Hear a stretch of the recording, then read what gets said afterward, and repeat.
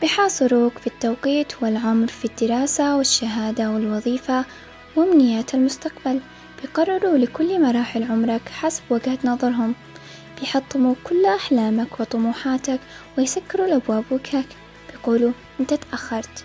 اللي قال الأحلام والدراسة والطموح عمره ما استوعب إن كل إنسان إلى وقته وظروفه وقصته وطريقته المختلفة.